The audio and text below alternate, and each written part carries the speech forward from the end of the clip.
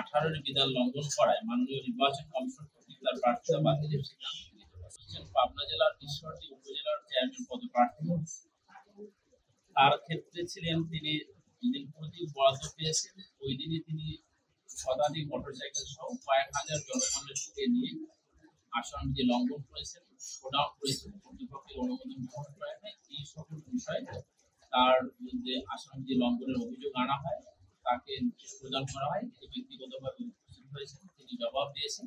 তার ক্ষেত্রেও মাননীয় কমিশন তার জবাবে সন্তুষ্ট না হয়ে আসনবিধির 33 ধারা অনুসারে পাবনা জেলার ঈশ্বরদী উপজেলা পরিষদের নির্বাচনী চেয়ারম্যান পদে জনাব মোহাম্মদ ইমদাদুল হককে নির্বাচনী আসনবিধিমালা 7-এর ক এবং 13 ক এর বিধান লঙ্ঘন করায় তার প্রার্থিতা বাতিল ঘোষণা করেছে।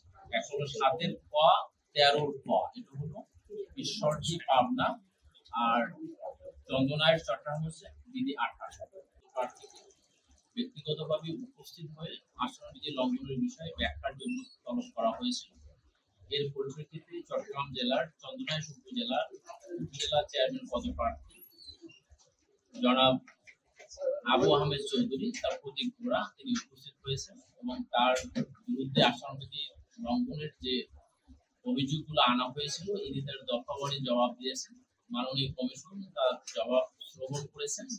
শ্রবণ শেষে মাননীয় কমিশন সর্বসম্মতক্রমে তার পদপ্রার্থিতা বাতিল করার সিদ্ধান্ত গ্রহণ করে। চট্টগ্রাম জেলার অপরাধের ফলন হচ্ছে আসনবিধি 2016-এর বিধি 33 অনুসারে চন্দনাইশ উপজেলা পরিষদের নির্বাচনে চেয়ারম্যান পদে জনাব আবু আহমেদ চৌধুরীকে নির্বাচন আসনবিধি মালার 18-র বিধান লঙ্ঘন করায় মাননীয় নির্বাচন কমিশন কর্তৃক তার প্রার্থিতা বাতিলের সিদ্ধান্ত গৃহীত হয়েছে। অর্থাৎ উনি বিধি 18 লঙ্ঘন করেছেন এবং এই কারণে তার প্রার্থিতা বাতিল করা